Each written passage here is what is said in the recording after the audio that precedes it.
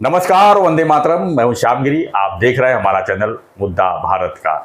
मुद्दा भारत का यानी मुद्दा आपका। आज का हमारा मुद्दा है सुप्रीम कोर्ट के जजमेंट का, जिसमें उन्होंने इलेक्टोरल बॉन्ड को जो है अवैध करार दिया है। यानी कि जो कंपनियां जो है पार्टी को फंड देती थी वो पूरी तरह से यानी कि पारदर्शी होनी चाहिए, ऐसा उन्होंने ये भी कहा है। लेकिन सबसे पहले हम आज जानते हैं हमारे सहयोगी विवेक जोशी से जी के, जो एडवोकेट हैं, कि आखिर में इलेक्टोरल बॉन्ड होता क्या है, ये कैसा सिस्टम होता है। पहले सिस्टम समझ के लेते हैं। सर, एक बार फिर स्वागत है आपका हमारे चैनल में। धन्यवाद। आपको हमने जो आदेश दिया कि आप इलेक्टोरल बॉन्ड के ऊपर तैयारी करके आइए, तो आपने बताइए क्या किस, पहले हम समझना चाहते हैं, हमारे लोग भी समझना चाहते हैं कि इलेक्टोरल बॉन्ड जो है ये होता क्या है, कंपनियां किस तरह इसमें पैसे फंड डालती हैं और उसका जो है कंपनियों को क्या फायदा होता है, और उसमें पार्टी फंड भी जो जाती है पैसे, उसका किस तरह से जो कोर्ट ने जो डिसीजन लगाया उसका क्या है। जय हिंद, वंदे मातरम। दोस्तों, सर ये मेन बात कैसी है कि जो इलेक्टोरल बॉन्ड है वो पॉलिटिक्स को क्लीन करने के लिए लाए गए थे जी।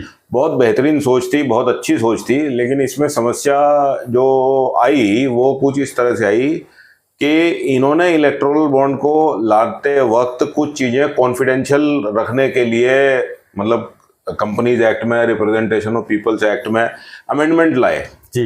तो सुप्रीम कोर्ट ने ये नहीं कहा कि इलेक्टोरल बॉन्ड जो है वो असंवैधानिक है। सुप्रीम कोर्ट ने ये कहा है कि ये जो पद्धत की तरह आपने किया है, ये आर्टिकल 19(1)(a है, संविधान का जो आर्टिकल 19(1)(a है उसके खिलाफ है, इसलिए हम इसे असंवैधानिक मानते हैं। जो अमेंडमेंट आपने 182 ऑफ कंपनीज एक्ट में किया और 29C of people representation act में किया, वो असंवैधानिक है, इसलिए आपका इलेक्टोरल बॉन्ड जो है वो असंवैधानिक करार दिया गया है। ये फैसला इलेक्टोरल बॉन्ड के खिलाफ नहीं है जी, उसके खिलाफ सुप्रीम कोर्ट ने कुछ नहीं कहा। मैंने अभी पूरा फैसला पढ़ा नहीं क्योंकि मेरे पास आया नहीं। जितनी जानकारी मैं आपके शॉर्ट नोटिस पे एकत्र कर सका उसके हिसाब से मैं बता रहा हूँ। अब आपका जो प्रश्न है उसका मैं उत्तर देता हूँ कि इलेक्टोरल बॉन्ड क्या चीज है, क्या होता है, सिस्टम कैसे होता है, वो बता दीजिए। वो मैं बताता हूँ सर।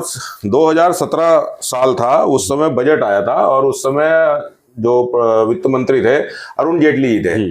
तो अरुण जेटली जी ने ये इलेक्टोरल बॉन्ड की स्कीम लाई थी और 2018 में इसको नोटिफाई किया गया। लेकिन इलेक्टोरल बॉन्ड क्या होता था सर, उस समय पे इन्होंने स्टेट बैंक ऑफ इंडिया को, भारत सरकार ने आदेश दिया कि आप इलेक्टोरल बॉन्ड यानी कि एक तरह का प्रोमिसरी नोट जी, कि मैं धारक को इतने अमाउंट देने का अदा करता हूं, वो आप प्रिंट करिए और अपने पास रखिए।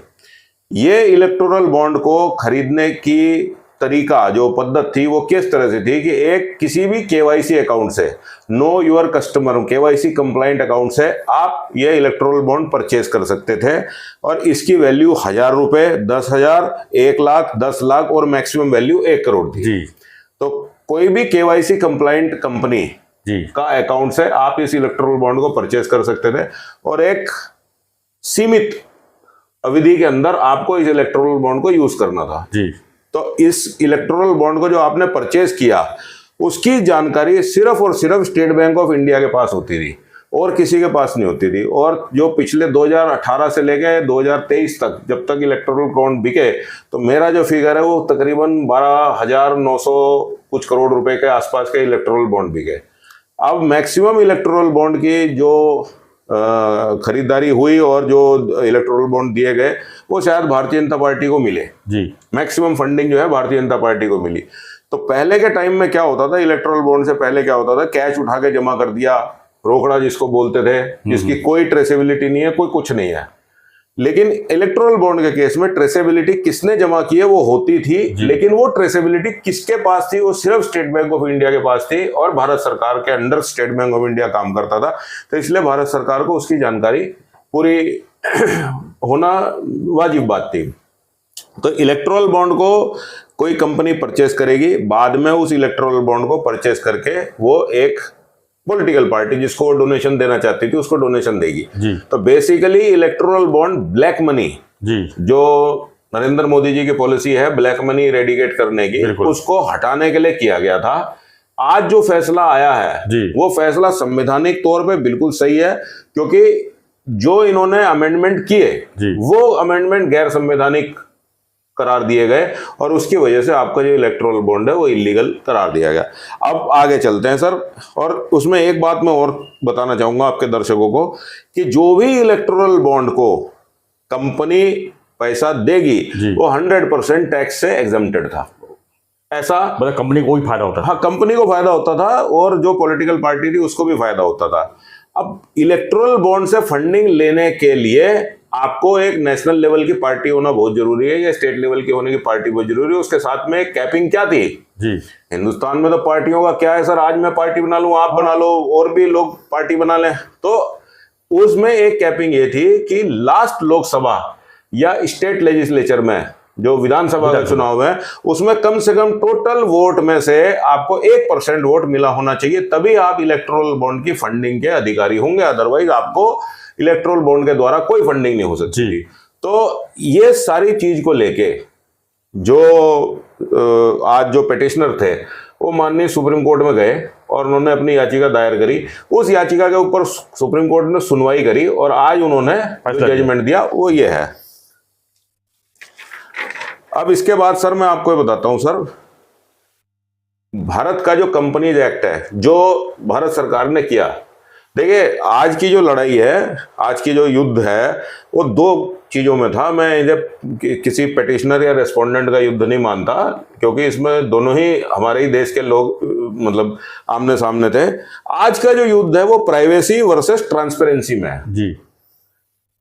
भारत सरकार ने राइट टू प्राइवेसी को ज्यादा महत्व दिया, जिसकी वजह से उन्होंने कंपनीज एक्ट में और इनकम टैक्स एक्ट में और रिप्रेजेंटेशन ऑफ पीपल एक्ट में अमेंडमेंट करे। सर कंपनी एक्ट में एक सेक्शन 182 है, कोई भी व्यक्ति इस कंपनी एक्ट को खोल के पढ़ सकता है। उस कंपनी एक्ट में 2013 से पहले जो था वो स्थिति बताता हूं और जो अमेंडमेंट किया वो भी मैं आपको बताता हूं। कंपनीज एक्ट 182 में क्या लिखा है कि कोई भी कंपनी अपने डायरेक्टर्स की पसंद से एक प्रॉपर रेजोल्यूशन पास करके किसी भी पॉलिटिकल पार्टी को चंदा दे सकती थी।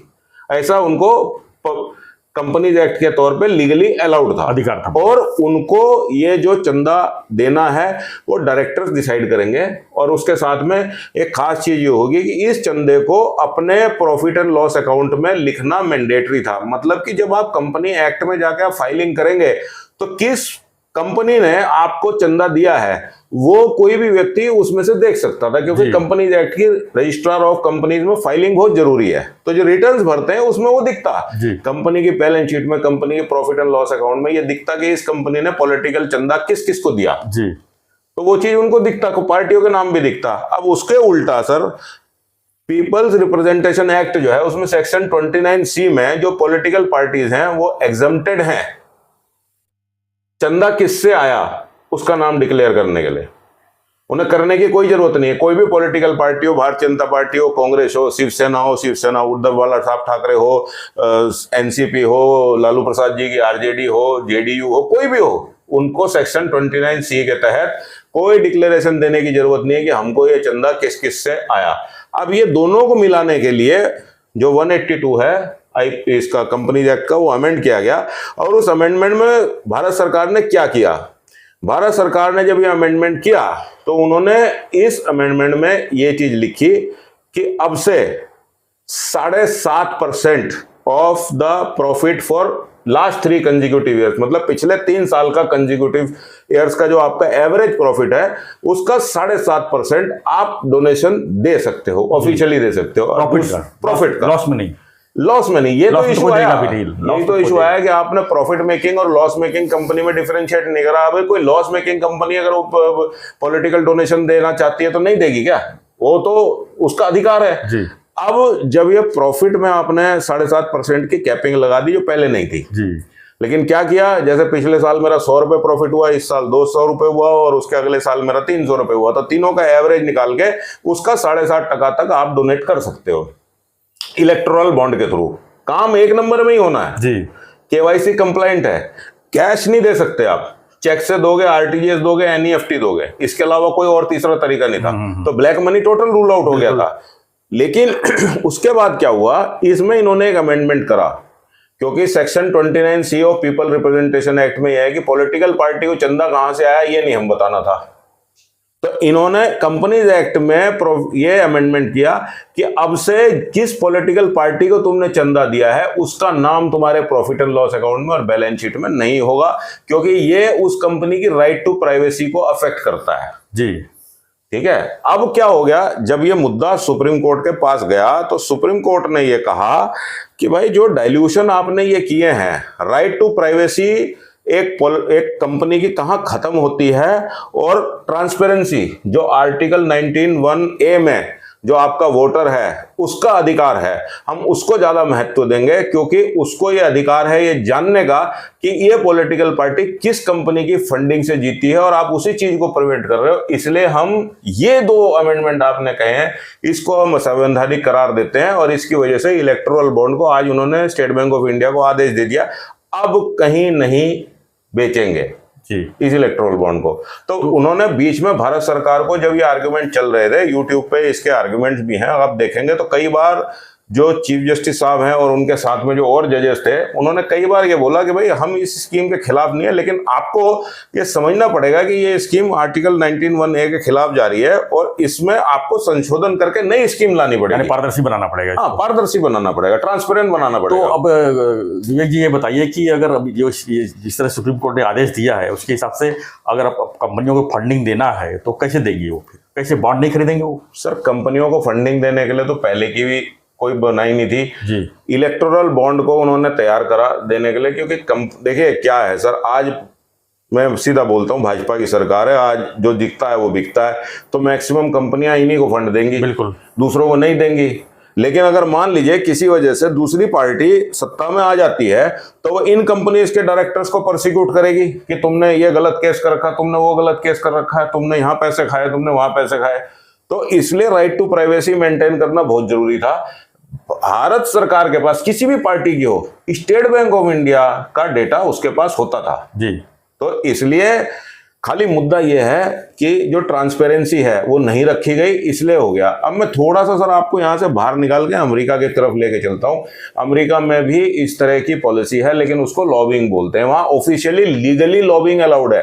कंपनी किसी पार्टी को क्यों फंड करेगी, उसको क्या फायदा होगा सर? ये बात तो सच है। देखो, आज सुप्रीम कोर्ट के जजमेंट में भी लिखा है कि कंपनी एक पॉलिटिकल पार्टी को, एक भारत सरकार को इन डिसीजन मेकिंग में इन्फ्लुएंस कर सकती है कि मेरी जो टैक्सेशन की पॉलिसी है उसको अपने बेनिफिशियल में ला सकती है। या समझो, मैं आपको आज एक बात कहता हूं कि आज कोई पार्टी महाराष्ट्र में है, हम क्योंकि महाराष्ट्र में बैठे हैं इसलिए महाराष्ट्र की बात कर रहे हैं। आज मैं मेरे को किसी रियल एस्टेट कंपनी ने पॉलिटिकल फंडिंग करी और मेरा प्लान है कि मैं दूसरी जगह जाके एक नया एयरपोर्ट बनाऊंगा जी। मैं वो डिस्क्लोज नहीं करता ताकि बाकी लोग जमीन खरीद लेंगे। अब जैसे उसकी पॉलिटिकल फंडिंग आई, मैंने डिस्क्लोज कर दिया। उससे पहले मैंने उनको इतना टाइम दे दिया कि तुम वहां जाके जमीन खरीद लो औने पौने भाव में। तो उससे बेनिफिट किसको हो गया? खाली कंपनी को, और भारत सरकार के जो बाकी के नागरिक हैं उनको नुकसान होगा। हो गया जो सस्ते बेच दिए। तो सुप्रीम कोर्ट का जो डर था, जो डर नहीं मैं कह सकता, डर गलत शब्द होगा, सुप्रीम कोर्ट की जो कंसर्न थी वो वाजिब थी कि साहब आप इस चीज को कैसे एड्रेस करेंगे। तो ये कोई हार और जीत का विषय नहीं है सर, इसको थोड़ा दूसरे तरह से देखा जाना चाहिए। मैंने आपको बताया अमेरिका में ऑफिशियली लॉबिंग होती है। कंपनियां जो है वहां पर फर्म्स हैं, जैसे हम लॉ फर्म चलाते हैं वैसे वहां पे लॉबिंग की फर्म चलाते हैं। वो बकायदा अपने फेवर में गवर्नमेंट की पॉलिसी को इन्फ्लुएंस करने के लिए फंडिंग करी जाती है और लीगली लॉबिंग करी जाती है। तो जब वहां इलीगल नहीं है तो हमारे देश में इलीगल होने की क्या जरूरत है? तो क्या लगता है कि अभी अब सरकार को कुछ और सोचना पड़ेगा, कुछ दूसरी तरह से बॉन्ड बनाना पड़ेगा, आपको लगता है? या उसमें कुछ उसी कंडीशन को थोड़ा सा ऊपर नीचे करके उसको पारदर्शी बनाए?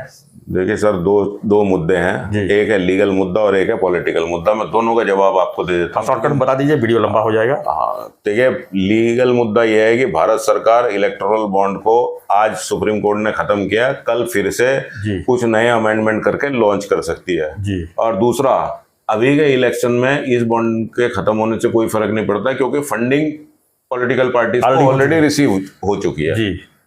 तो ये मुद्दा यहीं पे खत्म हो जाता है। इसमें कोई जीत और हार का विषय नहीं है, और ना ही ये भारत सरकार के खिलाफ है और ना ही भारत सरकार के फॉर है, ऐसा कुछ नहीं है।